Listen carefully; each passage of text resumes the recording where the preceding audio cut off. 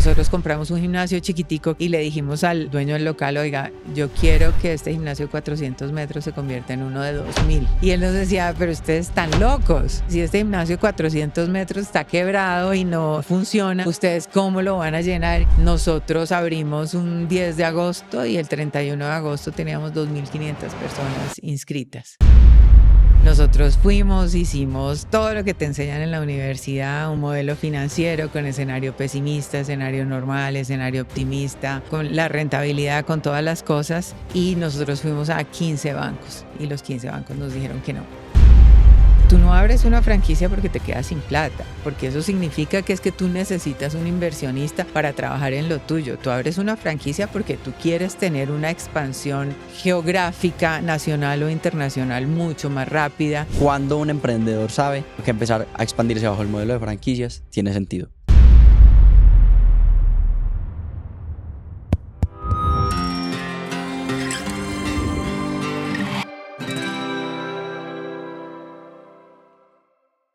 Hola, nosotros somos David y Dani y la distinta de hoy es... Yo soy Giliola Icardi, cofundadora de Bodytech. Giliola, yo sé que mucha gente ha visto Bodytech, no solamente aquí, sino en Chile, en Perú, nos vende en muchos países. Bueno, tampoco creas pues que nos vende 900 países pues, pero nos vende de 60 países aproximadamente. Entonces quiero dar un poco de contexto. ¿Qué es y cómo nace Bodytech? Bodytech es una cadena de clubes médicos deportivos que nació en Colombia en el año 97. Abrimos nuestro primer gimnasio en el año 98 en Bogotá, en una zona que se llama Chapinero, y fue el fruto de una tesis de grado de la maestría de Administración de Empresas que hicimos mi socio, que es Nicolás Loaiza, y yo. Los dos nos conocimos en la Universidad de los Andes haciendo el MBA, y a los dos nos gustaba hacer ejercicio. Subíamos a Monserrate, yo iba al gimnasio que quedaba en la esquina de mi casa, Nicolás iba a un gimnasio que él vivía en Chapinero y iba a un gimnasio que quedaba en Pasadena, y en la universidad nos inventamos una electiva. Esa electiva se llamaba Salud y Deporte y nos la valieron como un crédito, y en esa electiva hacíamos eso. Y teníamos una materia que se llamaba Gerencia de Mercadeo. Nuestro profesor era Enrique Luque Carulla, de la familia Carulla de los supermercados. Y él todas las semanas nos ponía como tarea entregarle un paper con una idea de negocios. Y alguna de esas ideas de negocios fue montar un gimnasio. ¿Por qué? Porque a Nicolás le gustaba hacer ejercicio, a mí me gustaba hacer ejercicio. Después, para graduarnos, en esa época teníamos que hacer un proyecto de investigación. Y nosotros decidimos hacer una investigación de mercados para montar un gimnasio. Y lo que hicimos en esa investigación de mercados fue salir a contar carros en la séptima, hacer sesiones de grupo con amigos nuestros que hacían ejercicio, con amigos nuestros que no hacían ejercicio, con amigas de mi mamá que jugaban cartas con ella y no tenían ni idea que era un gimnasio. Fuimos a entrenar a casi todos los gimnasios que había en Bogotá en ese momento, desde el que era el más, donde iban las actrices y las modelos y demás, hasta el más feo que había, y vivimos esa experiencia. Y nos dimos cuenta que la gente quería algo distinto. Y hicimos nuestra investigación, nuestra tesis de grado, nos graduamos y después de graduarnos dijimos, ¿por qué no volvemos esto realidad? Yo había trabajado en el sector financiero, yo soy ingeniera industrial, Nicolás es ingeniero civil, había trabajado en el sector de construcción y yo le dije, no, salir a conseguir plata es fácil, porque siempre había estado de este lado de la mesa y no del lado de la mesa del cliente. Nosotros fuimos, hicimos todo lo que te enseñan en la universidad, un modelo financiero con escenario pesimista, escenario normal, escenario optimista, bueno, con la rentabilidad, con todas las cosas, y nosotros fuimos a 15 bancos y los 15 bancos nos dijeron que no. Yo en esa época tenía 25, 26 años, Nicolás tenía 29 años. Y en los bancos nos decían, ustedes no tienen experiencia, ustedes son muy jóvenes, ustedes no tienen que caerse muertos, ustedes quieren que les prestemos con la cédula, Bueno, nosotros conseguimos la mitad de lo que era la inversión inicial, vendiendo el carro de cada uno, los ahorros, bueno, todas las cosas, pero igual los bancos nos dijeron que no. Entonces mi mamá me oyó el cuento y me dijo, pues yo no tengo plata, pero podemos hipotecar el apartamento y te la presto. Y así nació Bodytech, como nacen muchos emprendimientos de la vida real, como dicen Friends and Family. Y nos tocó una época muy dura. O sea, yo creo que antes de la pandemia a nosotros nos tocó nacer durante la crisis económica más dura de la Colombia moderna, porque nos tocó la época del elefante en el palacio, nos tocó la época de 25% de desempleo, tasas de interés del 40%, inflaciones del 20%.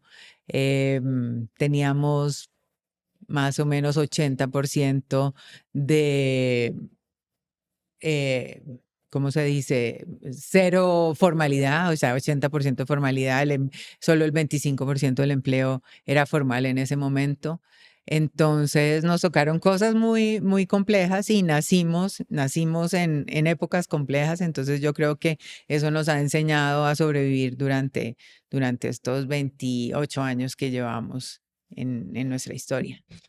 Muy chévere, Giliola. Yo quiero explorar algo que mucha gente me pregunta y es el crecimiento de las empresas, porque empiezan a haber un montón de bodytechs, de locales, me preguntaban en otras entrevistas, pero bueno, ¿cómo se financiaron? Y quiero hablar de las dos modalidades que ustedes utilizaron para financiar el crecimiento de Bodytech inicialmente, no la expansión regional, que eso ahorita la vamos a revisar. Y el primer tema son las franquicias. ¿Cómo funciona el modelo de franquicias y con los años de experiencia que tienes, qué se debe hacer y qué no se debe hacer a la hora de empezar a franquiciar un negocio? Bueno, yo creo que franquiciar un negocio requiere unos puntos muy claros. Primero, que tu modelo sea rentable, porque si tu modelo no es rentable, pues no vas a ir a vender aire a que la gente te compre una franquicia y después no vayan a hacer plata, que es lo que quieren. Segundo, que sea replicable. Tercero, que tú tengas las cosas completamente organizadas y para eso necesitas hacer manuales, necesitas hacer procesos, necesitas tener claro de si tú vas a vender un jugo, entonces le tienes que echar tantos gramos de la fruta A o de la fruta B, tantos mililitros de agua o de leche o de las cosas. Entonces no es que sea pues lo que se me ocurrió hoy hacer y eso es lo que le voy a mandar a la franquicia. No, entonces creo que tiene que cumplir como con esos requisitos.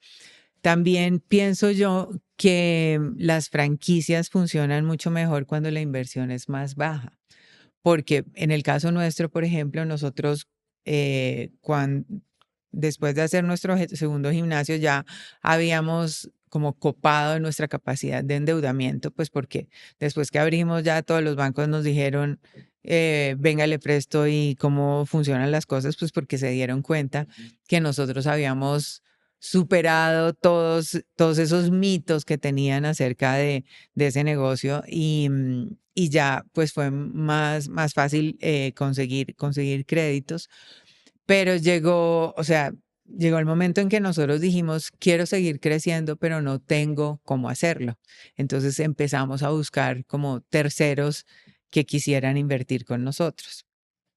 Cuando eso pasó, unos amigos de Nicolás que habían trabajado que trabajaban en construcción y en obras públicas, le dijeron, tenemos esto para invertir, queremos invertir con ustedes, queremos abrir un gimnasio. Nosotros les dijimos, les damos una franquicia, pero nosotros también queremos ser socios de esa franquicia. ¿Cómo funciona el modelo de franquicias usualmente? Tú tienes lo que quieres hacer, por ejemplo, no sé, unos sándwiches o una pizzería o lo que sea, Ujú. esa inversión cuesta X cantidad de plata y tú además cobras un valor inicial por replicar o facilitar todos esos manuales y todos esos procesos que tú tienes.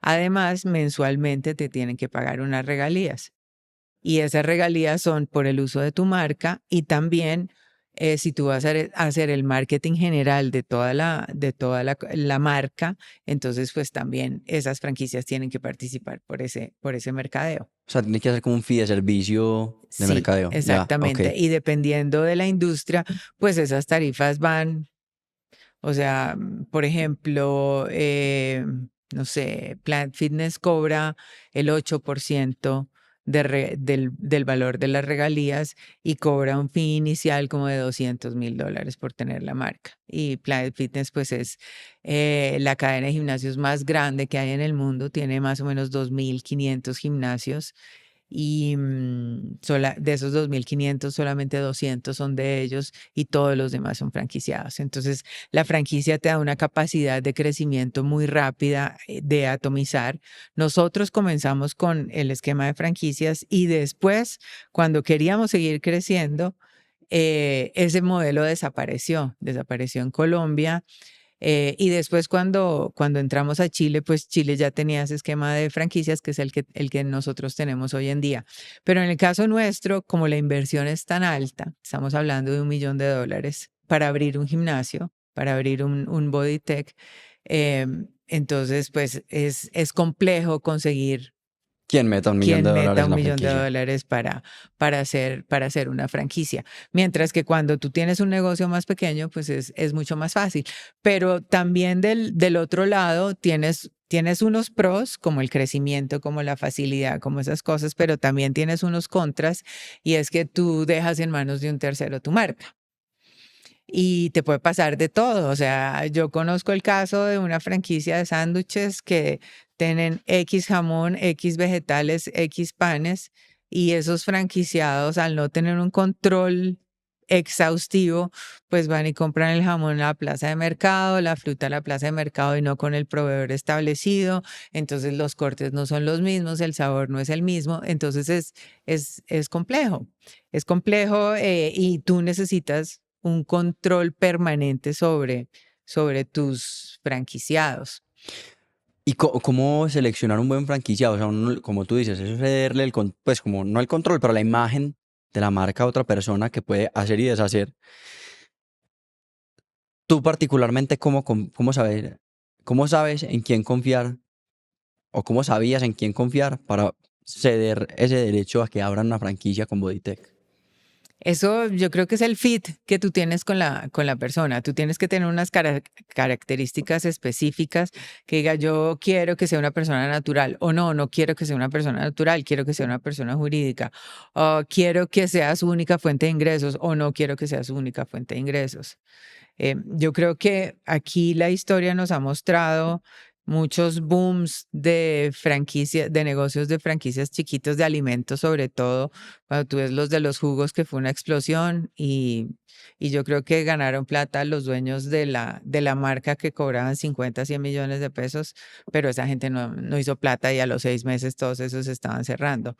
O tienes los de las empanadas que estuvieron de moda también hace unos 10 años, que también tú viste que abrieron sitios de empanadas por todo Colombia, que también es una moda que duró como un año y al no ser rentables, pues desaparecieron. Entonces, esas características específicas que tú quieres de esa persona, porque tú quieres que eso sea un negocio a largo plazo, no que vaya a durar un año. Entonces, por eso es súper importante mostrar la rentabilidad, tener el modelo de negocio muy claro, tener las cifras de cuál es la inversión, cuáles van a ser las ventas, cuál va a ser el gasto que vas a tener que hacer en mercadeo, en gastos generales, bueno, en la nómina, en todas esas personas.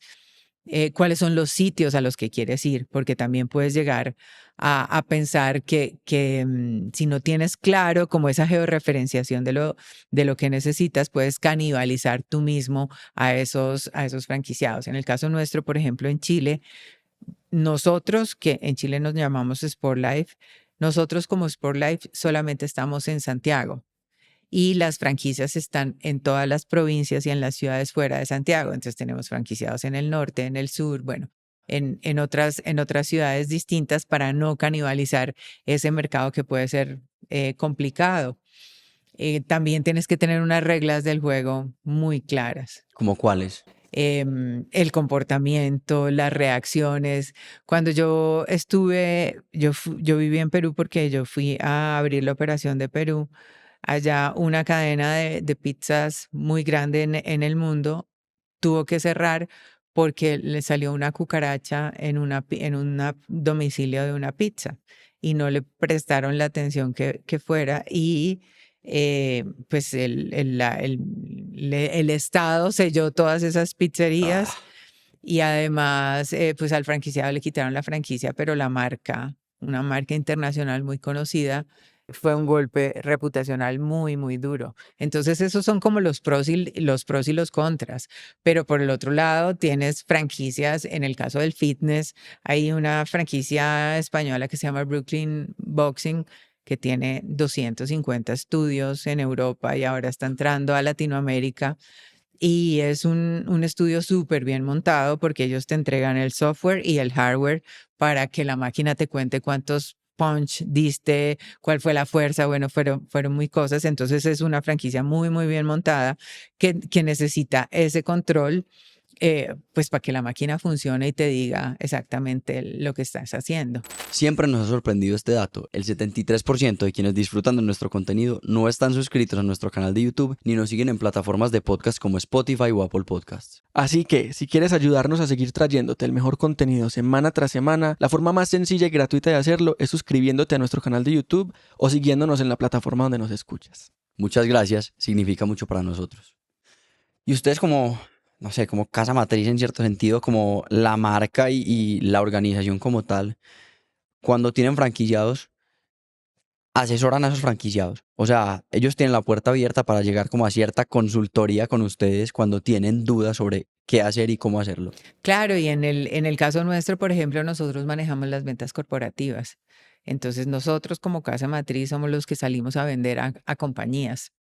Y no importa si va a ir al gimnasio A o B, si es nuestro o si es un franquiciado, todo entra dentro de la misma bolsa porque trabajamos para todos. El marketing se trabaja para todos, las redes sociales se trabajan para todos y así, eh, porque pues es una unidad a la que, por la que todos propendemos para que le vaya bien a todo el mundo. Y cuando ustedes consiguen un cliente corporativo, las condiciones cambian en ese fee, pues en ese royalties que ustedes les cobran esas regalías, o es exactamente No, igual. es Ok, lo mismo porque son unas tarifas específicas. ok, perfecto. ¿Qué hace a un buen franquiciado? O sea, cuando ya una vez le cedes la franquicia, a ti particularmente, ¿qué te gusta ver en ese franquiciado, en esa persona o en esa empresa que están liderando esa marca tuya en esa sede o en esas sedes? Primero, yo creo que es la disciplina de seguir tus parámetros, tus procesos, tus normas, porque tú fuiste quien se inventó ese producto o ese servicio y tú sabes cómo lo quieres hacer. Entonces, lo primero es esa disciplina para hacer las cosas bien. Lo segundo, yo creo que también hay que platanizar, como decimos nosotros, dentro de cada una de las geografías y las culturas distintas. Entonces, también es como tener la retroalimentación de lo que el cliente quiere todos los días. Yo siempre he dicho que el éxito de Bodytech es que nosotros no nos inventamos nada nuevo. Nosotros lo que hicimos fue hacer esas investigaciones de mercado para entender lo que el cliente potencial quería. Y en ese momento el cliente quería más tiempo, más horarios, más servicios, más máquinas. Y eso fue lo que nosotros les dimos. Entonces, el escuchar lo que el afiliado quiere y retroalimentar, pues yo creo que eso hace también un buen franquiciado. Entonces, volviendo al caso del sándwich o del jugo, pues si yo estoy en una geografía donde, no sé, le gusta el chicharrón, pues entonces puedo plantear, oiga, ¿por qué no creamos un sándwich de chicharrón? ¿O por qué no creamos un jugo de curúa con leche y no solamente el de mango o el de papaya? Y ustedes pueden revocar, no sé si esa es la palabra, puedo estar completamente equivocado, pero ustedes pueden revocar una franquicia por, o sea, mejor dicho, ¿en qué momento ustedes pueden quitarle la franquicia a alguien por mal uso de la marca? ¿En cualquier momento? En cualquier momento, porque hay unas condiciones dentro del contrato. En el contrato hay unas reglas que se siguen. Entonces, por ejemplo, tú tienes el control sobre la facturación. Si esta persona empieza a facturar Por otro lado, pues es una causa para terminar el contrato. Causas legales, por ejemplo, causas de no pasar como las licencias de funcionamiento y todos los requerimientos que se tienen del Estado. Muchas opciones para poder cancelar, pero pues la idea no es Totalmente. hacerlo. ¿Y en la historia a ustedes les ha tocado cancelar en ningún No, momento? ninguna. No, han hecho las cosas muy bien. Sí, unos franquiciados se quebraron en pandemia. Ah, Entonces, pues era una cadena que tenía 10 gimnasios en Chile y se quebraron durante la pandemia porque mientras nosotros en Colombia estuvimos cerrados 9 meses y tuvimos un año también de unas condiciones muy complejas para asistencia, en Perú estuvimos cerrados 13 meses y tuvimos casi 2 años de condiciones especiales de entrenar casi que con tapabocas. En Chile estuvimos cerrados 18 meses. Entonces, pues es muy difícil el mantenerte a flote cuando tú tienes unos locales arrendados, cuando tienes un personal por el que tienes que, o sea, trabajar. yo creo que para redondear este tema de las franquicias, quiero irme a lo práctico. ¿En qué momento un emprendedor puede decir, o sea, mejor dicho, hazte cuenta, un emprendedor se le acaba la plata, no tiene cómo escalar, no le prestan más dinero? ¿Cómo sabe si la mejor forma de expandirse es con franquicias? O sea, ¿cuándo un emprendedor sabe que empezar a expandirse bajo el modelo de franquicias tiene sentido? Yo creo que si tú tienes un negocio que es fácil y replicable, puedes hacer franquicias. Si tienes un negocio complejo, no puedes hacer franquicias. Entonces, por ejemplo, si tú tienes una marca de ropa, tú puedes salir a vender tu franquicia para que los demás abran esas tiendas en tu nombre, porque igual tú les vas a mandar la ropa y todo lo que vas a vender. Si tienes alimentos, pues puedes hacer las mismas cosas. Pero si tienes, no sé, o sea, algo, Una empresa de tecnología, una empresa pues. de tecnología, pues es muy difícil que tú digas voy a hacer una franquicia. Además es que tú no abres una franquicia porque te quedas sin plata, porque eso significa que es que tú necesitas un inversionista para trabajar en lo tuyo. Tú abres una franquicia porque tú quieres tener una expansión geográfica, nacional o internacional mucho más rápida y atomizar y crecer y llegar a otros mercados donde tú no tendrías la capacidad de llegar. Por ejemplo, en el caso nuestro, nosotros estamos en Chile, en Santiago, que es la capital, donde tenemos nuestras oficinas, nuestra casa matriz, y llegamos desde Punta Arenas, o sea, hasta todas las regiones de Chile donde no seríamos capaces de llegar por el control. O sea, piensa que de Santiago a Punta Arenas son 3 horas en avión, que es como si tú te fueras de aquí a Miami. Entonces es Es complicado. muy largo, Chile es Sí, muy es largo. muy largo. Entonces son cosas distintas. Y yo creo que eso te da como esa flexibilidad. Ya que redondeamos y cerramos el tema de franquicias y de pronto nos queda mucho más claro a todos, quiero pasar a otro modelo que utilizaron ustedes para expandirse y fue recibir inversión de terceros por equity, ¿cierto? Ajá. Por participación en la empresa. ¿Cuándo tomaron la decisión de recibir fondos? ¿Cómo fue ese proceso de levantamiento y qué fue lo más retador? Bueno, entonces ahí me devuelvo otra vez a la historia de cuando abrimos nuestra primera franquicia aquí en Colombia. Nosotros, nuestro tercer gimnasio en el año 2001 fue una franquicia. Con ellos después abrimos el cuarto gimnasio y fue cuando salimos de Bogotá y abrimos en Cartagena. Ahí íbamos súper bien, pero entonces a ellos ya se les acabó la capacidad también financiera. Entonces dijimos, nosotros queremos seguir creciendo, pero no sabemos cómo. Entonces contratamos una banca de inversión para que hiciera la valoración de la compañía. Y cuando hicieron la valoración, la primera recomendación que nos dieron es, ustedes son muy chiquitos con 2 gimnasios y 2 franquicias, fusionen esas 2 compañías para salir a vender algo más sólido. Entonces, lo que hicimos fue, desapareció la franquicia, fusionamos las 2 compañías, ellos se quedaron con una participación, nosotros con otra participación, y ahí esta banca de inversión empezó a buscar inversionistas. La segunda recomendación que nos dieron fue armen una junta directiva para que no sea solamente lo que ustedes creen y cómo ustedes lo creen, sino opiniones de terceros que les puedan ayudar. Nosotros dijimos, no conocemos a nadie para nuestra junta directiva, ¿qué va a hacer? Y ellos nos dijeron, si quieren les decimos amigos nuestros. Y les contaron a sus amigos y les pareció interesante y al final nosotros terminamos con una junta directiva casi como de empresa triple A o de banco, porque teníamos en nuestra junta directiva al presidente de Mastercard en Colombia, el vicepresidente financiero del grupo Chaneme, el CEO de Equitel. Teníamos un abogado muy, muy importante y teníamos las personas de la banca de inversión. Terminamos con unas personas espectaculares que después se convirtieron en nuestros segundos inversionistas. Ellos tenían un pequeño fondo y dijeron, oiga, pero nosotros hemos venido como estos 6, 8 meses conociéndoles, ayudándoles. Nosotros queremos invertir con ustedes y ese fue el primer fondo de capital que entró a Bodytech. Eso fue más o menos en el 2003.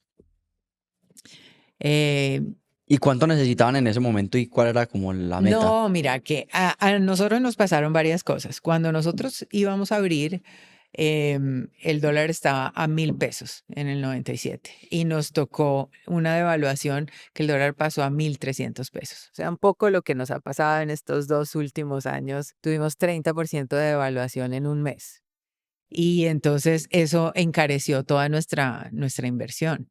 Todos los equipos ustedes Sí, claro, porque importaban. en esa época estábamos hablando de $400,000, que eran 400 millones de pesos.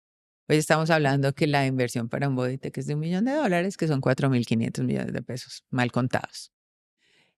Nosotros en ese momento necesitábamos el 50% y el 50% lo poníamos nosotros. Después, para seguir creciendo, pues ya no teníamos más capacidad de endeudamiento, entonces necesitábamos más plata. Y en ese momento ellos, yo creo que pusieron como unos 2.000 millones de pesos, una cosa así. Después, nosotros seguíamos en el proceso y les decíamos, bueno, sigamos buscando inversionistas. Y el dueño de 3 de nuestros locales, que era una persona a la que nosotros compramos un gimnasio chiquitico que había en la 147 con séptima y le dijimos al dueño del local, oiga, yo quiero que este gimnasio de 400 metros se convierta en uno de 2.000. Y él nos decía, pero ustedes están locos porque si este gimnasio de 400 metros está quebrado y no funciona, ¿ustedes cómo lo van a llenar? Y nosotros le dijimos, denos los 2.000 metros, crea en nosotros que se va a dar cuenta que funciona, porque lo que nos pasó a nosotros en nuestras 3 primeras aperturas, que fue muy similar, nosotros teníamos un escenario pesimista en el que decíamos, abro con los mismos afiliados que tiene un gimnasio de barrio, que eran 500. Teníamos un escenario normal de tener 700 afiliados en 6 meses y un escenario optimista de tener 1.000 afiliados en 6 meses. Cuando nosotros abrimos nuestra primera sede, nosotros abrimos el 9 de febrero del 98 y el 28 de febrero teníamos 1.800 personas en un local que tenía 800 metros cuadrados. Entonces estamos hablando de más de 2 afiliados por metro cuadrado. Hoy Bodytech tiene 1 afiliado por metro cuadrado en promedio. Entonces estamos hablando que o sea, no se podía caminar, había que hacer turno para cualquier máquina. Bueno, tocaba hacer de todo. Cuando abrimos nuestro segundo local en Cedritos, que era nosotros abrimos un 10 de agosto y el 31 de agosto teníamos 2.500 personas inscritas. Entonces le demostramos al dueño del local que podía ser rentable. Él estaba haciendo un centro comercial en la Colina Campestre y nos dijo, ¿quieren ir en el segundo piso? Y nosotros, claro, obviamente que vamos en el segundo piso. Y nos pasó lo mismo. Abrimos en el 2001, también en agosto terminamos el mes con casi 3.000 afiliados.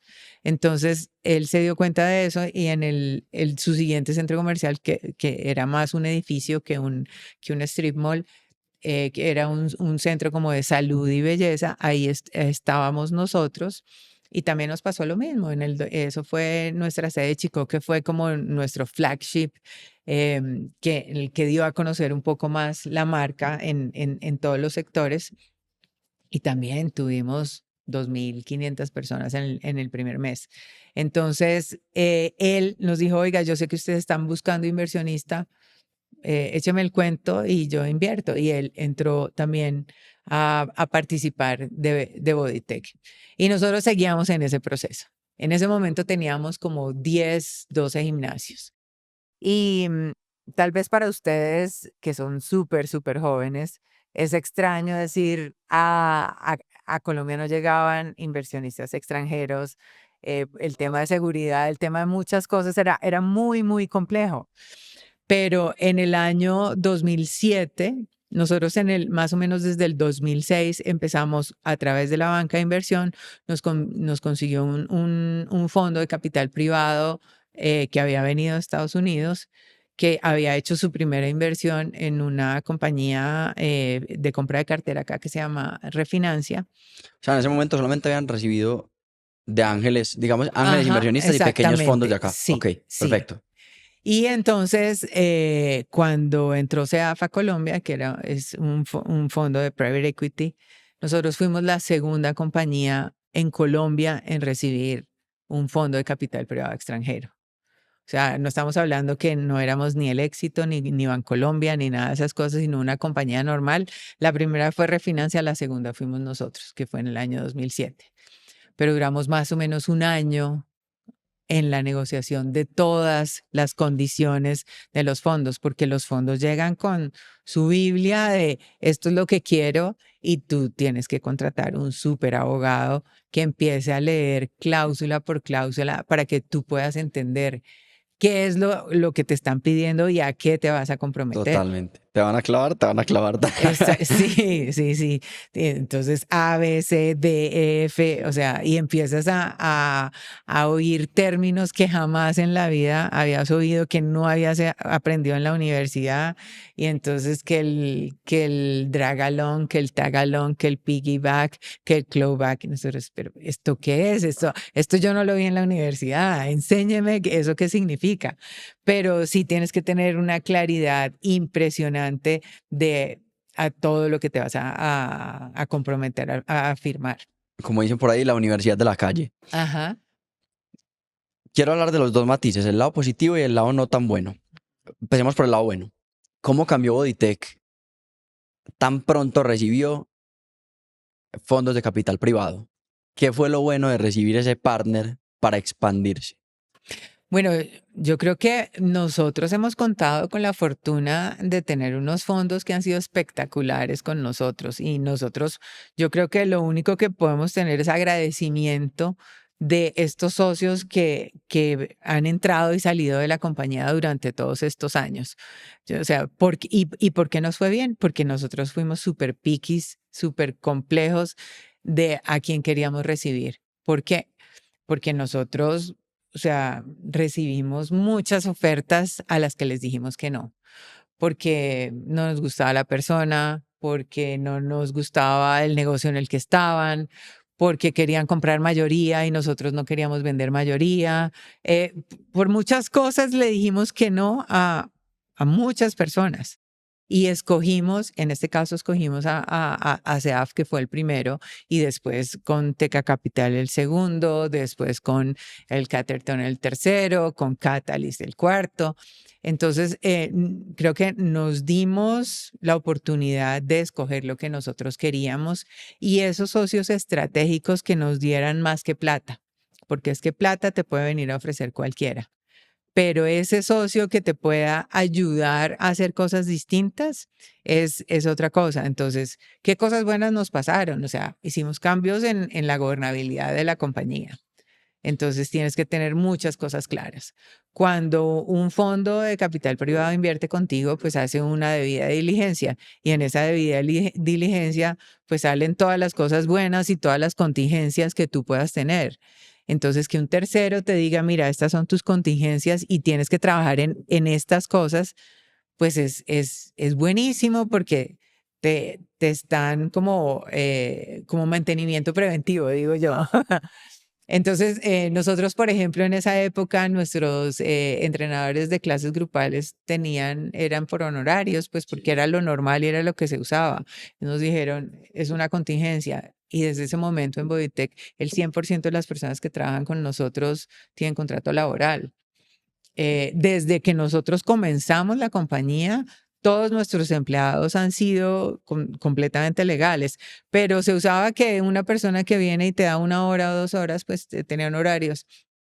Y para nosotros, em, cambiar, por ejemplo, esa práctica tuvo un costo alto, pero era bueno. Y así otro tipo de cosas que te van diciendo. Entonces yo creo que la gobernabilidad, la revisión de todas las contingencias que tienes, esa red de contactos que puedan tener, que te puedan ayudar al crecimiento, como dicen los gringos, es smart money, o sea, ellos han hecho muchos más negocios de los que tú has hecho en la vida. Para ti este es tu único negocio y lo que quieres hacer y lo que piensas, entonces te dan una visión integral. Nicolás dice que él salió a maletear a América Latina con el fondo y es verdad, o sea, le abrieron las puertas para ir a Chile, para ir a Perú, para ir a Argentina, a Brasil, bueno, a México, a muchas partes a conocer tanto la industria del fitness como la industria de otros fondos y otras cosas, para conocer, para aprender, para tener esas relaciones que no podrías tener tú solo o que te costaría muchísimo más trabajo lograr. Esa parte también es muy buena. ¿Qué parte no es tan buena? Que tú estás acostumbrado a que tú eres el dueño y eres el único y eres el jefe y no le tienes que Rendir cuentas rendir a cuentas nadie. a nadie. Y ahora tienes que empezar a rendir cuentas y yo digo, es el poder de la minoría, porque cuando nosotros comenzamos, pues vendimos el 7% de la compañía. Después al 10 y nosotros decíamos, bueno, el 10 en algún momento lo podemos recomprar o no pasa nada. Pero después cuando entra el siguiente fondo y se queda con el 16 o el 20, ahí ya tú dices, aquí ya mi ciclo de mi posibilidad de recomprar la compañía ya es muy compleja. Y cuando ya entra el siguiente y ya no tiene, o sea, el 40% de la compañía está en manos de terceros, ya tú dices, yo tengo que vivir en este ciclo de reciclaje, de que entre un fondo más grande y le compre a este y entre otro más grande y le compre a este porque de eso viven los fondos de capital privado. Ellos están de 7 a 10 años contigo y quieren pues multiplicar X veces su inversión, o sea, quieren ayudarte a crecer la compañía de una manera estable, o sea, un fondo de capital privado es muy distinto a un fondo, a un venture capital, a un fondo de riesgo, pues porque estos saben que te puedes quebrar, pero quieren multiplicar por 1000X lo que invirtieron. Estos son mucho más conservadores, pero quieren flujos estables, quieren compañías que puedan demostrar que son rentables, que son sostenibles, que tengan ese storytelling que sea interesante. Y yo creo que hoy en día también el tema del impacto social, de la sostenibilidad, de en dónde es bueno invertir. Entonces yo creo que esa historia también es atractiva. Pero entonces tienes, o sea, nosotros tenemos todos los martes llamada con los fondos para ver cómo van, qué necesitan financieramente, o sea, todas las cosas. ¿Qué múltiplos están buscando esos fondos usualmente? Pues, ¿cuánto buscan multiplicar su inversión en esos 7, 10 años que están con ustedes? Pues mira, yo creo que los fondos buscan una rentabilidad más o menos del 15% en dólares al año. Eso es lo que busca un fondo de private equity, sí. Ok, buenísimo. Ahora pasemos a la expansión ya regional, a lo que hicieron en Perú y Chile, que fueron dos abordajes completamente diferentes. Primero empecemos por lo que hicieron para determinar cuáles fueron los países a los que querían entrar. Hicieron un estudio de una consultora y les arrojó el resultado de que tenían que entrar a Perú y a Chile. Em, ¿Cómo construyeron ese primer plan de expansión a Perú? O sea, ustedes dijeron, listo, no salió Perú, tenemos que ir allá. Bueno, ¿y cómo se hace eso? Sí, y nosotros queríamos salir fuera de Colombia porque ¿En qué momento se dio ese momento? eso fue en el 2007. Nosotros somos parte de Endeavor, que es una fundación que apoya emprendimiento de alto impacto. Entramos a Endeavor en el 2007 y la razón para entrar a Endeavor fue esa. Nosotros les dijimos, mire, nosotros queremos salir fuera de Colombia, pero no tenemos ni idea cómo hacerlo. Y necesitamos que nos ayuden, porque ellos decían, ustedes son muy grandes para Endeavor, porque en ese momento teníamos 20 gimnasios y nosotros les decíamos, no, no somos grandes, nosotros somos algo muy, muy chiquitico, somos los más grandes en Colombia, somos la única cadena en Colombia, pero pues comparado con lo que hay en el resto del mundo, no somos nada. Entonces con ellos hicimos una consultoría con Boston Consulting Group de expansión. Y entonces, ¿cómo hicimos la consultoría? Entonces, primero, metodología de filtros. ¿Y qué es metodología de filtros? Porque nosotros nos preguntaban, bueno, ¿a dónde quieren ir? A todas partes, a todo el mundo.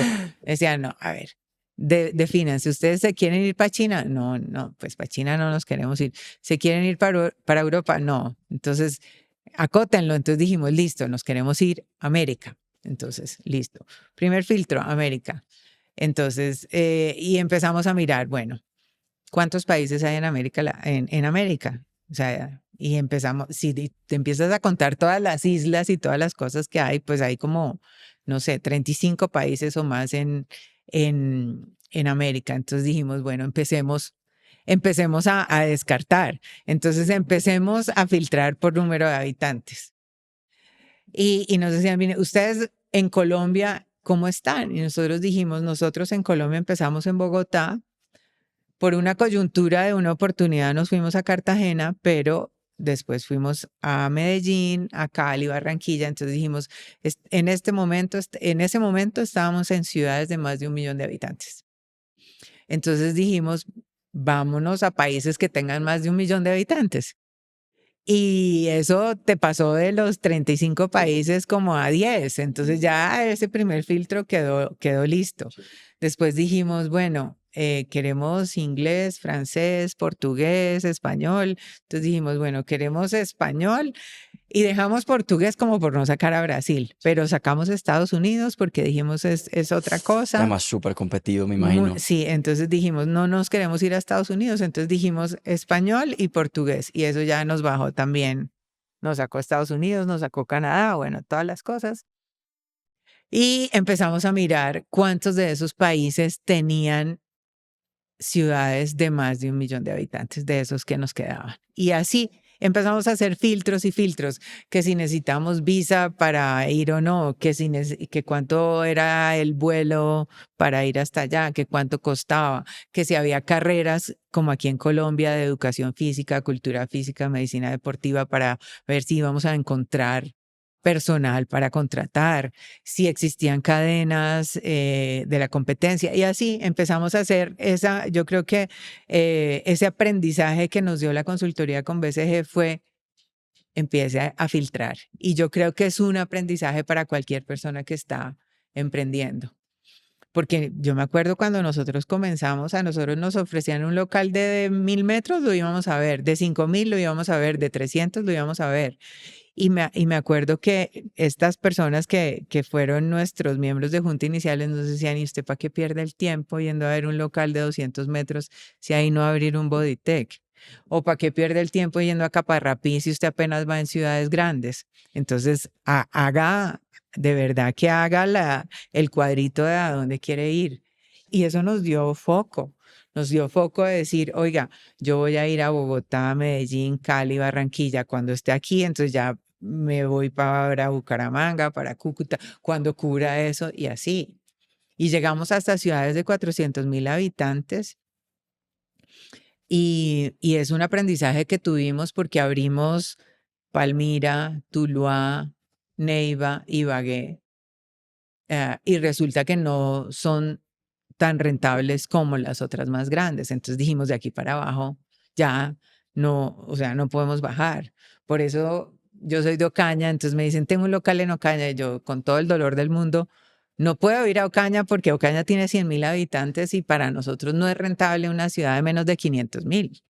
Entonces te enseña a renunciar y a decir que no a eso y a no perder el tiempo. Es que sabes que me he dado cuenta que en el emprendimiento y en la vida también dicen, pues mejor dicho, dicen mucho más las renuncias que cualquier otra cosa, porque te enseñan qué eres y qué no eres. Y eso sirve mucho para los negocios. Definieron, listo, llegaron a Perú y a Chile. Exacto, entonces cuando hicimos ese estudio nos decía, primero hay que ir a Perú, después que hay que ir a te daban el Chile. orden. Sí, claro. ¿Y qué determinaba ese orden? Todas las condiciones que pusimos. Ya. Como cuál era el que más cumplía. Ese scoring que le pusimos, Ok. entonces el scoring decía primero Perú, o sea, idealmente el primero debería ser Venezuela, pero las condiciones de ciudades, de cercanía, de cultura, bueno, de todo, te daba que el primero era Venezuela, pero pues la política, Sí, no, chao, total. entonces nada. Perú, Chile, después México, después Brasil. Ese era el orden en el que nosotros deberíamos ir de acuerdo con eso. Entonces nos fuimos a Perú y nos fuimos a hacer greenfield, o sea, abrir de ceros. Y cometimos un error y es que hicimos copy-paste de Colombia. Esto es lo que funciona acá, aquí nos va bien así y vamos a abrir en Perú así. Y abrimos nuestro primer gimnasio en Lima, en una zona de estrato alto. Y nosotros, por ejemplo, aquí en Colombia usamos gas. Entonces nuestro turco y nuestra caldera para el agua caliente es de gas. Y llegamos y pusimos lo mismo en Perú. Y en Perú casi todo es eléctrico porque no hay gas. Entonces cosas o sea, errores tan bobos, tan ingenuos de eso. Y para que nos dieran el permiso, porque en Perú y en Chile no es como aquí en Colombia que tú abres y tú tienes los papeles que indican que puedes funcionar. No, en Perú y en Chile tú tienes primero que sacar una licencia de funcionamiento y cuando tengas esa licencia de funcionamiento y te vayan a hacer la inspección y te den el check, ya puedes abrir. Duramos 6 meses con todo listo sin poder abrir, porque no teníamos el permiso para la licencia de funcionamiento porque teníamos gas.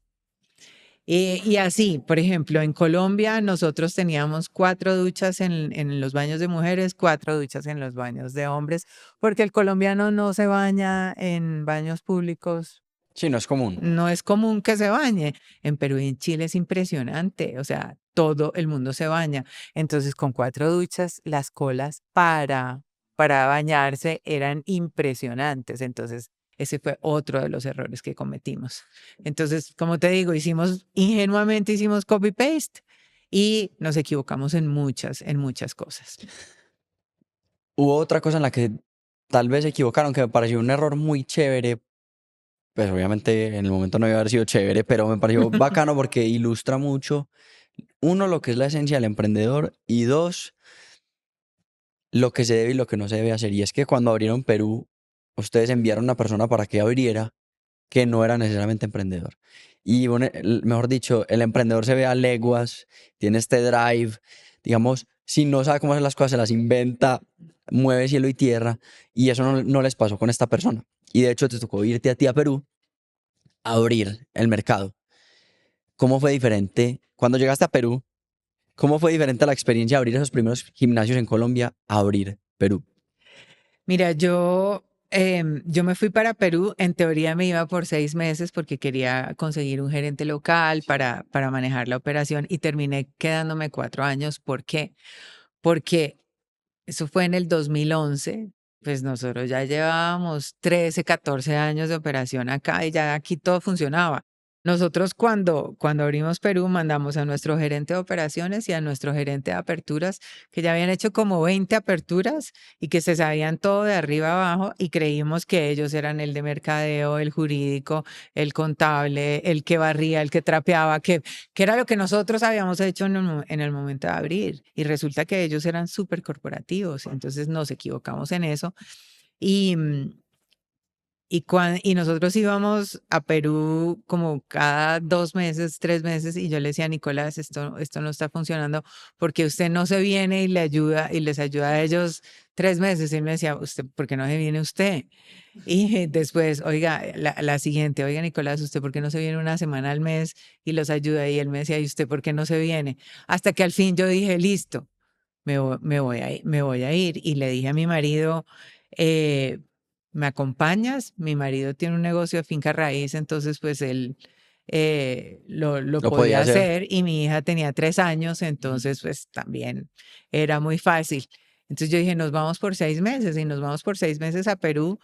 Pero como te digo, es la emoción del volver a hacer todo desde cero, de volver a crear, de volver a sentir que lo puedes hacer, sí, es esa adrenalina de estoy empezando y esto va a funcionar y va a ser como fue Colombia. Yo creo que eso fue como que lo que me alimentó las ganas de quedarme allá y pues 4 años después pues me devolví, pero ya con 20 gimnasios abiertos. Entonces, yo creo que dio resultado el volver a hacer. Los emprendedores en cierto sentido somos como masoquistas porque entre más problemas para Sí. resolver allá, más nos gusta. Y uno, ese día, pues yo me pongo a pensar como en lo que pasa aquí en el día a día y uno dice, no puede ser daño esto, pero uno lo resuelve y al final del día uno dice, lo resolvimos también. Entonces eso da como una sensación muy, muy chévere. Pasemos a hablar de Chile. La forma en la que llegaron a Chile fue muy diferente. Ustedes llegaron a Chile comprando una compañía porque habían aprendido que en Perú que no se debía hacer. ¿Cómo fue la experiencia de comprar una compañía y por qué fue diferente? ¿Qué fue mejor que la forma en la que abrieron Perú? Nosotros tomamos la decisión de comprar para que no nos volviera a pasar todo lo que nos había pasado en Perú. Entonces dijimos, es más fácil. Y en los viajes que había hecho Nicolás con el fondo, pues habían conocido a los fundadores de Sportlife y le había parecido que eran o sea, primero eran unas personas muy decentes, súper queridas y que teníamos como muchas cosas afines, como los mismos valores, las mismas ideas, las mismas cosas. Entonces dijimos, ellos pueden ser como los socios ideales para nosotros. Y empezamos como a conquistarlos. Decirles, oiga, ¿quiere vender? No, no me interesa vender, mi negocio está bien. O sea, ¿para qué? ¿Quiere crecer? Bueno, tengo franquicias, no, o sea, como que no. Y así duramos, así como cuando SEAF duró casi un año en negociación, nosotros también duramos casi un año convenciéndolos a ellos de que nos vendieran la operación. Nos vendieron la mayoría, hicimos, O sea, siguen un siendo socios de acuerdo. ustedes No, hoy en día no, porque teníamos una opción de compra 3 años después. y la hicieron efectiva. Y ellos se la hicieron efectiva. Ellos se quedaron manejando la compañía durante esos 3 años, pero también se encargaron de conseguir el country manager o la country manager, porque Marcela ha estado con nosotros desde que ellos se fueron en el 2015 hasta hoy. Y la entrenaron súper bien, entonces no tuvimos que hacer casi que nada. Tomamos la decisión de dejar el nombre Sportlife original porque los chilenos son muy patriotas y tienen ese sentimiento de arraigo de sus marcas, sus cosas, y nosotros dijimos, si esto funciona, pues ¿para qué lo vamos a cambiar? Entonces, si esto no está dañado, pues ¿para qué? Y no cambiamos el nombre. Es la misma razón por la que Walmart en Chile no se llama Walmart y así. Y Sportlife hoy tiene 17 gimnasios nuestros y tenemos 37 Uf, franquicias, pero teníamos 10 más que se quebraron en pandemia. Y yo creo que ya es un modelo establecido. ¿Qué pasa? Que tienes dos culturas distintas. mm. Entonces, cuando tú eres una compañía y vas y compras otra compañía, esa otra compañía tiene otra cultura, mejor, peor, no importa, es distinta, es diferente. Entonces tienes que empezar a pensar cómo empiezo yo a engranar estas dos cosas y que pensemos lo mismo. Entonces, para nosotros es muy importante el área médica, para nosotros es muy importante el servicio, para estos es más importante A o B o C. Entonces, es ese trabajo con la gente que hace que estés ahí y no que sea otro país, una isla independiente, otra compañía en la que tú no estás, no haces parte, sino tienes que empezar a unirlos. Y pues la distancia es considerable, claro que sí.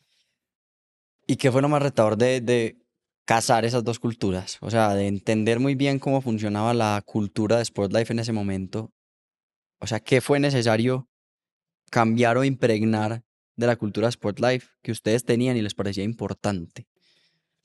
Mira, yo creo que mientras estuvieron los fundadores originales, nosotros respetamos mucho su manera de trabajar y su forma de actuar. Pero apenas ellos decidieron hacer efectiva su opción de venta, nosotros empezamos a llevar gente de aquí para allá. Y entonces el de operaciones es colombiano, el de talento humano es colombiano, para empezar a trasladar todas esas cosas que nosotros hacemos. Entonces los procesos, la cultura, la gente, las celebraciones, lo que te hace un poco más cálido. Y estas personas fueron muy bien recibidas, afortunadamente.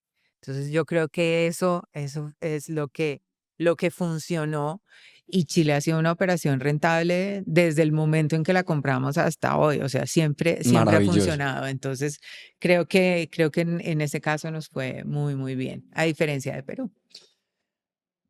Yo creo que la gente tiene que entender que cuando las empresas son grandes, los no son invencibles, también se equivocan y pasan ciertas cosas que lo hacen a uno volver a decir como, upa, nos pueden pasar cosas grandes. Y una de las cosas que sucedió fue que el año pasado les tocó cerrar la operación de Perú.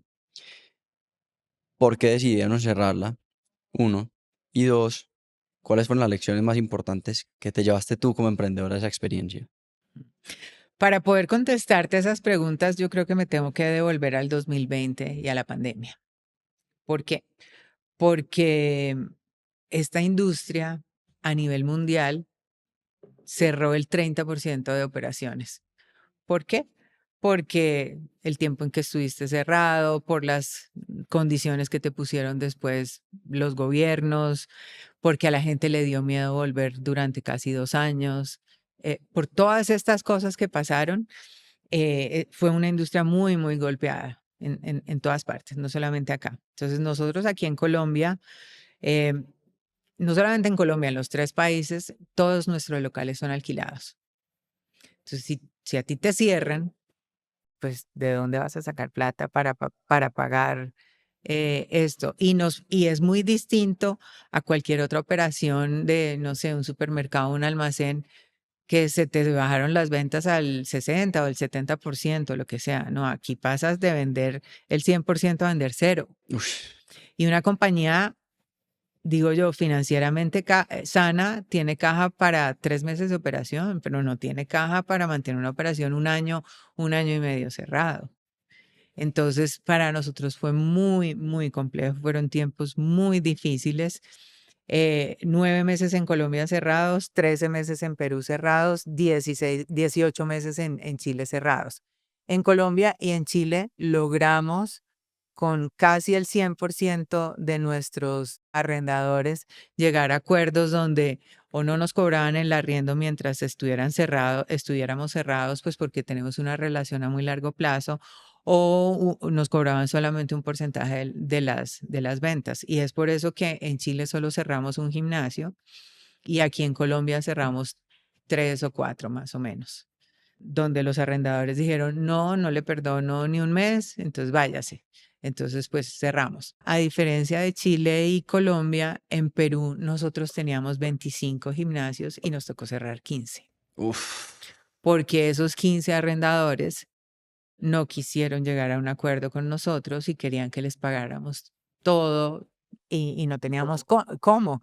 Entonces, pues cerramos más de la mitad de nuestra operación, cerramos todas las provincias. Nosotros estábamos no solamente en Lima, sino en todas las ciudades principales de Perú. Cerramos todo lo de afuera y nos quedamos solamente con 10 gimnasios en Lima. Entonces, eso fue un golpe para la marca muy duro, porque la gente decía, ¿será que se van a ir? Yo, ¿para qué compro? ¿Será que? Bueno, y en Perú también es muy distinta la ley de arriendos a la ley colombiana. La ley colombiana, si tú llevas 2 años en un local comercial, te protege para la renovación.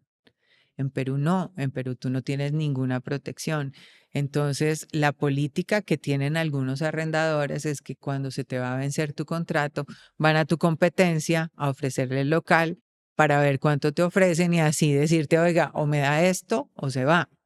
Sí, uno aquí después de los 2 años tiene preferencia sobre Ajá, arrendarlo. tienes muchas cosas para quedarte, que es muy bueno, porque te protege a ti como comercio, como arrendatario. Y el año antepasado, perdón, se vencieron, de esos 10 con los que nos quedamos, se vencían 3 contratos de arriendo, y nosotros tenemos un competidor siempre que está detrás de todos nuestros locales, siempre, siempre, siempre, pues que tiene un plan de crecimiento muy grande, que va a todos nuestros arrendadores a pedir nuestros locales.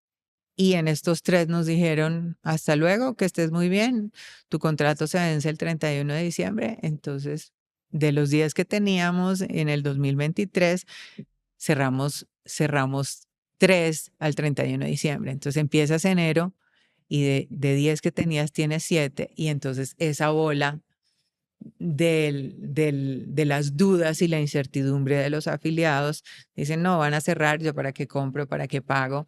Y nuestras ventas fueron el 50% durante el primer semestre del año. Entonces tomamos la decisión de cerrar y perdimos toda la inversión que habíamos hecho en Perú, y después habíamos abierto en el 2008, cerramos en el 2024, después de 16 años de operación. Cerramos con muchísimo dolor, pero nos tocó hacer el duelo, y el duelo es que lloramos mucho, pero no, creo que no teníamos otra opción. Cometimos muchos errores, porque con todo este tema de la pandemia, de la gente que se fue, el equipo directivo que teníamos se fue, empezó a irse, y nosotros pensamos que los segundos que teníamos eran capaces, de mantener la operación, y no fue así. Entonces, ese fue nuestro primer error, pensar que teníamos a la gente lista y resulta que esos segundos eran muy chiquitos y no tenían toda esa expertise, o sea, todo lo que se necesitaba para mantenernos. El golpe de la marca, em, y al final, pues sí, fue doloroso, pero nos tocó y tomamos la decisión, con todos los accionistas. Pues nosotros nunca tomamos decisiones, nosotros, pues, como fundadores, sino fue una decisión en consenso con los demás inversionistas de la compañía. Y más como con miras a futuro, después de ese golpe en Perú, ¿cuándo tiene sentido volver a explorar la posibilidad de abrir otro país? Nosotros en este momento, yo creo que estamos enfocados en el crecimiento de la segunda marca nuestra, que se llama Athletic. Y Athletic nació en el 2019 como una respuesta a todos los gimnasios de bajo costo que habían empezado a entrar en el país. Nosotros estábamos acostumbrados a que Bodytech es servicio, Bodytech es, área médica, médico deportólogo, nutricionista, fisioterapeuta, clases grupales, sauna, turco, muchas cosas. Nosotros, yo creo que nuestra oferta de valor y nuestro diferencial es ese, el darle el servicio a las personas. Entonces, sentíamos como que no le íbamos a dar a los afiliados todo lo que ellos necesitaban. Y también, y creo que estábamos un poco sesgados a eso, y por eso no nos habíamos metido en ese modelo. Pero conocimos a los de Planet Fitness, nos ofrecieron montar una franquicia de ellos aquí en Colombia, tener el Master Franchise para América Latina, y decidimos no hacerlo. Conocimos el modelo. Y a nosotros nos había pasado en el 2017, empezaron a entrar estas cadenas de bajo costo, En el 2017 en Colombia había 100 gimnasios de cadenas de más de 1.500 metros cuadrados y demás. Y esos 200 gimnasios tenían 250.000 afiliados. Hoy en día hay 500 gimnasios del tamaño nuestro, o sea, entre todas las marcas que hay. ¿Sin contar los de ustedes o contando los de No, ustedes? contando los nuestros, Sí, sí, ok. o sea, contando los nuestros, y estamos hablando que si antes en Colombia la penetración era el 1.5% de la población, hoy estamos hablando casi del 4% de la población. Entonces, el mercado creció y todavía tiene una oportunidad de crecimiento gigante, porque si estamos hablando del 4%, en México, Brasil, Argentina la penetración es del 6%, en Europa es del 15% y en Estados Unidos del 25%. Entonces nosotros creemos que todavía hay espacio, por lo menos para el 6%. Y si nos fuéramos a una penetración del 6%, significa crecer 50% el número de gimnasios que hay hoy en día. Cuando la competencia llegó, la gente decía, pero ¿por qué le tengo que pagar a usted 150.000 pesos y a ellos 50.000? ¿Cuál es su diferencia? Y la gente no entendía que era una cosa y que era la otra. Y nos dimos cuenta que teníamos que reinventarnos y teníamos que mostrarle a la gente nuestra oferta de valor y nuestro diferencial en nuestro equipo de trabajo, nuestro diferencial en nuestros procesos, en nuestra área médica, en nuestras clases. Y nos dedicamos a eso porque al comienzo entramos un poco en el juego del precio y de la promoción, y después nos dimos cuenta que no, porque después de muchísimos años de estar siempre creciendo, llegó un momento en que bajamos y dijimos, pero ¿esto por qué nos pasó? Claro, nos pasó porque bajamos precios por promociones, por muchas cosas, y nos tocó sentarnos a ponernos a reflexionar de qué era lo que teníamos que hacer. Y entonces lo hicimos, y en el 2018 cambiamos muchas cosas, y el 2019 como que volvimos a nuestra senda, y 2019 fue un año espectacular. Pero llegó la pandemia en el 2020 y cambió absolutamente todo. En el 2019 habíamos abierto 3 sedes de Athletic, que es nuestra marca de bajo costo, y ahí dijimos, si va a ser una marca de bajo costo, va a ser completamente distinta a lo que es Bodytech. Entonces, Bodytech es una marca un poco ya más tradicional, es una marca enfocada en salud, en servicio. Athletic es una marca urbana, es una marca irreverente, es una marca joven. ¿Por qué? Porque dijimos que le íbamos a poner como título la estrategia sándwich. Y la estrategia del sándwich era que Bodytech estaba aquí y que Athletic estaba acá en el tema del precio y de las cosas, no de la calidad, porque la inversión en un Athletic es exactamente igual en plata a la inversión en un Bodytech, porque mientras en Bodytech nosotros tenemos 60 equipos en la zona cardiovascular, en Athletic necesitamos 100. Pero entonces Athletic es un bajo costo clarísimo, igual a un Planet Fitness que tiene cardio y que tiene musculación. Y le creamos algo que se llama el Cinema Cardio, y es una sala de cine donde hay máquinas cardiovasculares para que tengas algo distinto para entretenerte. Y no tiene todas las otras cosas que puede tener Bodytech. Entonces hicimos eso, abrimos los 3 primeros gimnasios, y después, una semana antes de cerrar, abrimos 2 más. Entonces nosotros abrimos y a la semana tuvimos que cerrar en Manila, en Medellín, y aquí en una zona que se llama Restrepo. Y estuvimos cerrados, pero después cuando volvimos a abrir, Athletic siguió hacia arriba, hacia arriba, hacia arriba. Y es un mercado muy distinto a ese buyer persona de Bodytech, que es muy distinto a ese cliente de Athletic. Buscan 2 cosas distintas. Uno está enfocado al precio, y su diferencial es el precio, porque es el gimnasio más barato que existe en Colombia, más barato que un gimnasio de barrio. ¿Cuánto vale? Hoy vale 65.000 pesos el mes.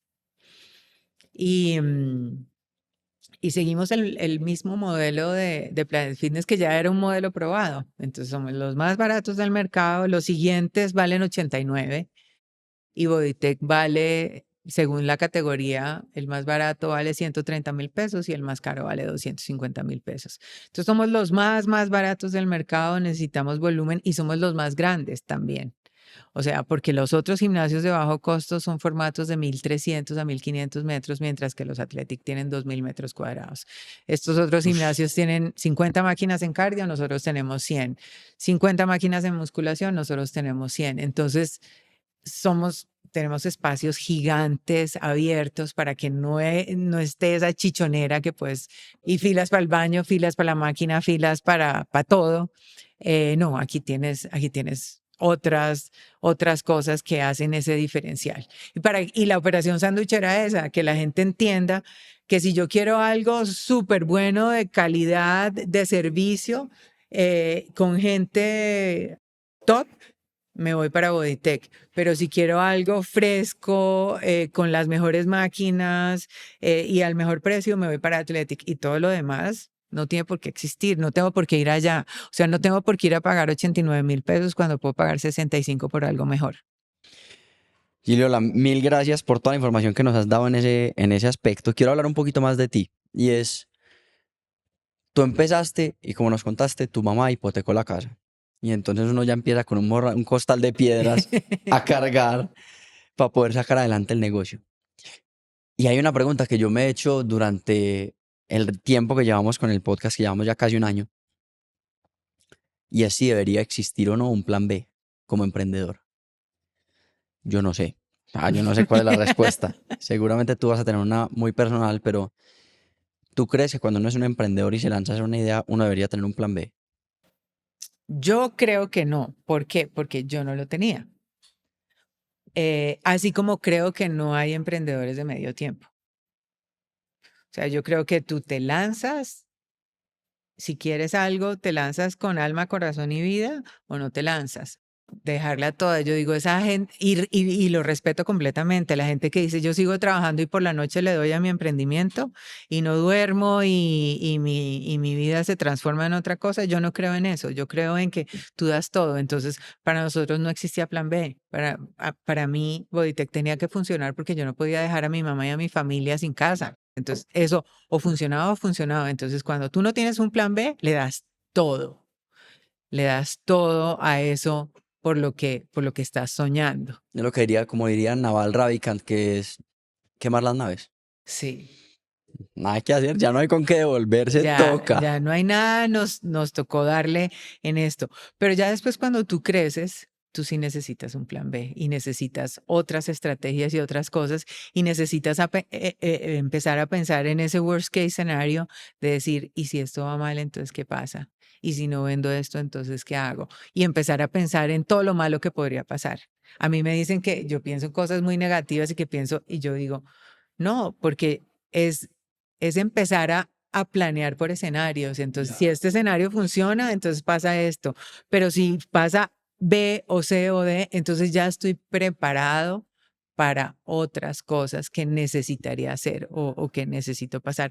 Pero yo creo que al comienzo, a mi manera de ver, pues porque cada uno tiene unas opiniones distintas, pues el no tenerlo te hace que tengas poco concentración y que pienses y que seas creativo en esas cosas, porque yo digo, eh, la creatividad va de la mano de la necesidad. O sea, yo digo que a la generación actual no le ha tocado sufrir nada ni esforzarse por nada, porque todo es muy fácil.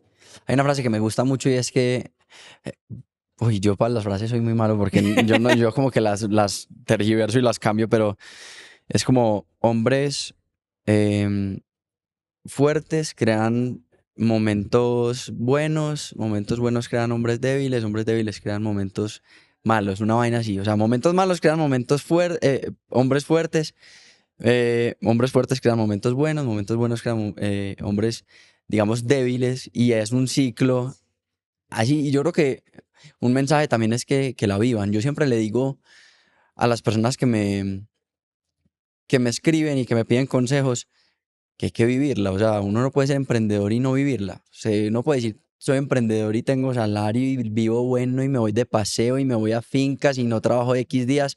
O sea, la vida no es tan buena como para uno poder tener todo al mismo tiempo. Y hay sacrificios que hay que hacer. En la entrevista, digamos que entre líneas, hay algo que me ha gustado mucho el mensaje que tú das y es que para ti son muy importantes las personas.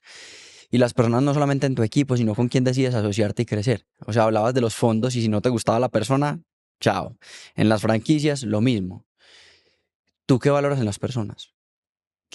¿Cuáles son los valores que para ti son inamovibles y que de verdad a ti te hacen respetar y creer en alguien? El primero es la ética. Yo creo que vengo de una familia en la que las cosas se han hecho bien siempre. Y y eso también es algo que vive Nicolás, mi socio, siempre. Entonces, yo creo que no hay nada mejor que irte a dormir todas las noches tranquilo, sabiendo que no tienes nada de qué preocuparte porque tú has hecho las cosas bien. Para mí, ese es el primero, el tema de la ética.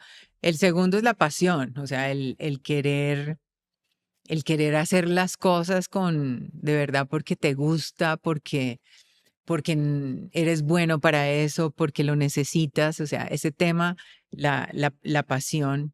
Y yo creo que los valores de Bodytech van de la mano de lo que nosotros creemos, porque en Bodytech es em, hacer las cosas bien, o sea, por encima de todo, la pasión y el tercero es la actitud de servicio. Y actitud de servicio significa que nosotros estamos en un negocio de servir a las demás personas.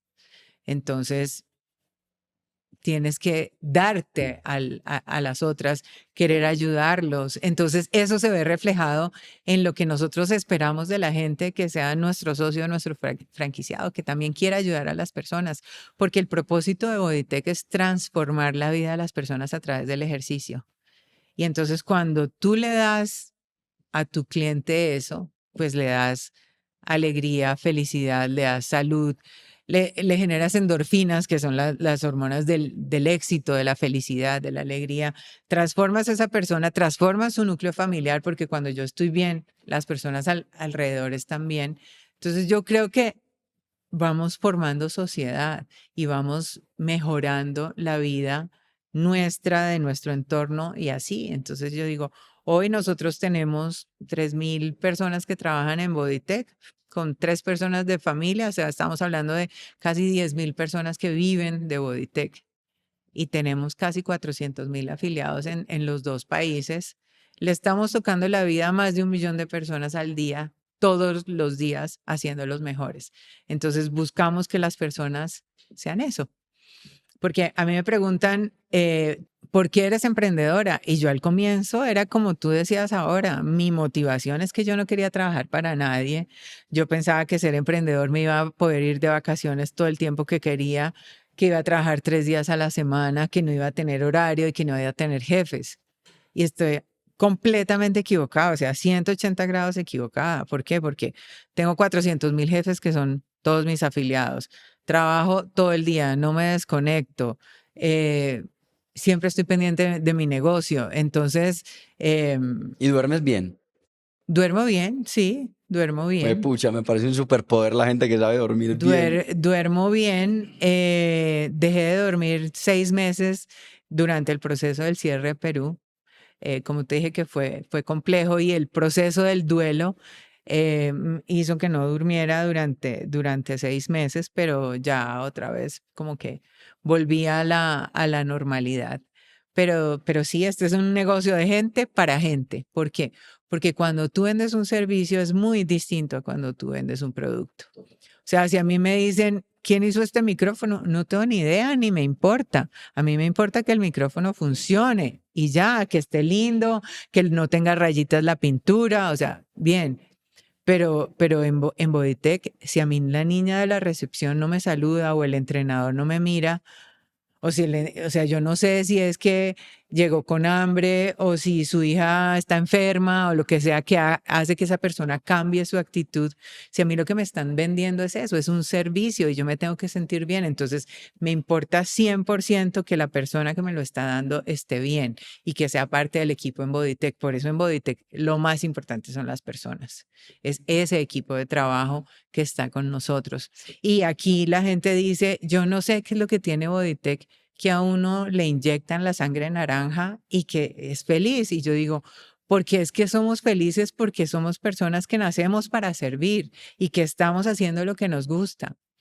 Yo creo que tenemos una gran ventaja comparado con cualquier otra industria y es que el que estudió cultura física, educación física, nutrición, medicina deportiva es porque le gusta y porque quiere trabajar en eso. A diferencia de alguien que estudió administración de empresas o contaduría o comercial, pues puede trabajar en cualquier parte. No, aquí la gente que viene a trabajar acá es porque le gusta esto. Entonces, tenemos esa ventaja. Quiero terminar esta parte antes de entrar a la última sección del podcast con una pregunta que me parece muy importante y es una pregunta emocional y es, tuviste que cerrar Perú, entraron competidores después de mucho tiempo de estar solos en el mercado. ¿Cómo sobrellevaste esas emociones que afloraron y que salieron en esos momentos? ¿Qué fue lo más difícil y qué te sirvió? Mira, para mí, yo creo que es la primera fue una lección de humildad. Porque tú te sientes que llevas 20 años y eres el rey del mercado y que nadie te puede tocar o te puede tumbar. Entonces es una lección de humildad, es un aprendizaje importante que me llevo esos aprendizajes de el volver a retomar las raíces y el volver a entender por qué estamos aquí, qué es lo que queremos, qué es lo que le queremos dar a nuestros afiliados. Entonces eso es una enseñanza. Entonces yo creo que no te puedes dormir en los laureles, pero tampoco te puedes echar a morir porque te pasa algo como el caso de Perú. O sea, yo creo que ya es capítulo cerrado y el resto, o sea, para adelante porque es que no hay para dónde más. O sea, ya tomaste esa decisión, ya te diste la pela, ya arranque y eso hace que te concentres más en lo que tiene que funcionar. O sea, yo digo, yo no puedo seguir llorando porque cerramos Perú. O sea, ya pasó y en algún momento volveremos a Perú, no sé cuándo, pero lo volveremos a hacer con Bodytech o con Athletic, pero volveremos, ¿no? Gilio, la vamos para la sección de preguntas rápidas y qué prefieres y zigzag. Entonces, la primera parte, yo te hago una pregunta, tú me respondes de una. Dinámica rápida. Ajá. ¿Cuál es el mejor consejo que te han dado? Uy, me lo dio uno de nuestros primeros gerentes porque me regaló el libro de Robert Kiyosaki de Padre Rico, Padre Pobre. Y ahí aprendí que nosotros en esa época éramos emprendedores, no estábamos en la nómina, no teníamos un peso, bueno. Y él en una de sus apartes dice, metas en la nómina, que usted siempre consigue plata para los demás, pero nunca para usted. Si usted se mete en la nómina, eso es transparente, entonces usted ya no tiene que conseguir plata solo para pagar la nómina de los demás si usted no está. Entonces creo que ese fue un súper consejo iniciando. ¿Cuál es un libro que te ha marcado? Becoming de Michelle Obama, me encantó, me encantó el poder ver cómo una mujer de clase media, de un papá que trabajaba en el acueducto de la ciudad, se pudo convertir en la mujer más poderosa del mundo, la esposa del hombre más poderoso del mundo. Y me encantó todo su contenido, pero al mismo tiempo porque fue un audiolibro que oí durante pandemia con Antonia, mi hija. Entonces Sí, fueron casi 20 horas de quality time. brutal. eh, entonces para mí es lo máximo. ¿Cuál es el principio que rige tu vida? Lo perfecto es enemigo de lo bueno. Nani, muy bien, cumple. Y tengo en mi oficina una materita, una matica que dice que es mejor el 70% de algo que el 100% de nada. ¿Cuál es tu definición de éxito? Mi definición de éxito es poder sentirte orgullosa de las cosas que estás haciendo. Buenísimo. No importa, eso no tiene que ver con plata o con, no, es sentirte orgullosa de esto. O sea, para mí eso es ser exitoso. Giliola, te va a pasar unas preguntas de seguidores y tú vas a escoger una. No vamos a escoger más. Ya saben, yo no escojo el invitado para que a mí no me digan nada. Entonces, te las voy a pasar y tú escoges una, dices el usuario de la persona que hizo la pregunta y responde la pregunta. Pues la lees y responde la pregunta. Entonces, dame 3 segundos y te lo paso. Creo que he contestado muchas de las preguntas que hay acá. Sí. Entonces, Yo creo que vamos a contestar esta de Camilo Startup, que dice, ¿cuál ha sido su mayor reto para formar los líderes que le ayuden a crecer su empresa? Excelente. Para mí el equipo de trabajo es fundamental. Si tú no tienes gente, no vas a poder crecer. Y a veces cometemos errores de tratar de contratar a personas que son iguales que tú. Y entonces eso se convierte más en una secta que en un equipo de trabajo, porque si todos son yes man y de todo te dicen que sí, pues vas para el abismo y todos sí, sí, sí, sí, vamos para el abismo. Entonces yo creo que el reto de encontrar gente complementaria a ti, que sea capaz de decirte no, que sea capaz de decirte estás equivocado, ese no es el camino, busquemos A, esta otra opción o B o C. Entonces ese para mí es un reto. El segundo reto es em, poder encontrar personas con los valores, la actitud y las características que estás buscando. Entonces, aquí en Bodytech primero se contrata por actitud. Yo me acuerdo que yo estuve una vez con Howard Schultz, el presidente, el fundador de Starbucks, y él decía, a mí me preguntan, ¿usted cómo hace para que toda la gente de Starbucks sonría? Y él decía, es que yo los contrato sonriendo. O sea, no les tengo que enseñar a eso. Y eso me quedó a mí marcado para siempre. Entonces aquí contratamos por actitud. Y yo creo que tienes que tener un plan de formación para todos los líderes que tú tienes en la compañía, porque es muy distinto pasar de ser un manager a ser un gerente o a ser un ejecutivo. Entonces, esas habilidades blandas de las personas son muy importantes. O sea, más que el conocimiento, yo creo que es la actitud. Buenísimo. Ahora vamos para el zigzag. Te digo dos opciones, tú me dices cuál prefieres y listo. Entonces, son 5. Entrar a un mercado con muy alta demanda pero competencia feroz, o a uno sin competencia pero con demanda baja al iniciar. Yo creo que el de la demanda alta con la competencia feroz, porque tú puedes encontrar tu oferta de valor y tu diferencial para llegar a ese nicho de mercado eh, ¿Qué le puede interesar? que le puede interesar y para que el que tú definiste ese producto. Crecimiento vía franquicias o inversión por participación en Bodytech.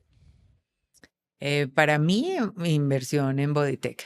Es mejor ser cola de león que cabeza de ratón, dicen por ahí. No, es mejor ser Cabeza de león. cabeza de león. Ser reconocida por tu capacidad de innovar en tiempos de cambio o por tu habilidad de mantener la estabilidad en tiempos de crisis. E innovar en tiempos de cambio, porque eso te ayuda también a ser estable en tiempos de crisis. A nosotros la gente nos dice, ¿ustedes cómo hicieron para sobrevivir en pandemia? Mi mamá, por ejemplo, me decía, ¿ustedes por qué trabajan tanto si están cerrados? O sea, ustedes están cerrados, no pueden hacer nada. Yo digo, no, es que es la constancia la que te lleva, la que te da la resiliencia. Entonces, eso es bien importante. Y es ahora donde más tenemos que trabajar. Ujú. Trabajar con inversionistas que aporten conocimiento estratégico pero menos capital, o con aquellos que ofrezcan mucho capital pero no se involucran. Creo que ya te la contesté antes. Exacto, no la vamos a volver a contestar. Aprender la lección más valiosa de tu carrera en el peor momento de tu vida, o disfrutar de tu mayor éxito sin saber por qué lo lograste. No, la primera, y ya lo hemos vivido. Excelente. No, Liliola, me disfruté mucho la conversación, espero que también te haya gustado, aprendí muchísimo, siento que la gente también va a aprender un montón. Eres una tesa, felicitaciones por todo lo que has logrado, felicitaciones por no tener un plan B, todo salió adelante, no dejaste a tu mamá sin casa, gracias a Dios. Y nada, de verdad que muy chévere y demasiado generosa con tu conocimiento. No, muchísimas gracias a ustedes, David y Dani, por la invitación. Yo feliz de poder compartir con todos tus oyentes o todas las personas que están viendo esta entrevista. Yo creo que si una persona se inspira de algo de lo que hemos conversado hoy, ya esto cumplió con la función que tenía el podcast de hoy. Yo quisiera cerrar con... tal vez con un consejo para todos los que están emprendiendo hoy en día, y es que primero conozcan su negocio, conozcan en dónde están, quién es su competencia, cuáles son sus costos, conozcan sus números, porque hay muchos emprendedores con muy buenas ideas, pero no tienen ni idea de cómo volverlas realidad, cómo venderlas, cuánto les cuesta. Una vez haciendo una comparación, no es el caso puntual, pero sí algo muy parecido, alguien me dijo, es que yo quiero hacer una colombina con chicle por dentro y la voy a vender a 5.000 pesos. Y yo le decía, tú no sabes que eso ya existe, se llama bombombún y vale 1.000 pesos. Entonces tú no sabes en qué negocio estás, no sabes cuánto te va a costar y cuánto te va a pagar el mercado. Entonces yo sí les doy como consejo que conozcan su negocio, conozcan sus productos, sus servicios y conozcan el mercado al que van a llegar y sus competencias. Es como cuando nos sentamos con Torre Negra. Torre dijo como, este man en Shark Tank vino, le preguntamos por un ejemplo y nos dio un ejemplo y esa empresa había cerrado hace 3 meses porque se había quebrado. Entonces, realmente tienes que conocer muy bien lo que está sucediendo en tu Sí. industria. Giliola, no, voy a cerrar con la frase que estamos diciendo para terminar los episodios y es que pensemos en grande y cambiemos el mundo. Mil gracias. Gracias. Dani, ven para la foto.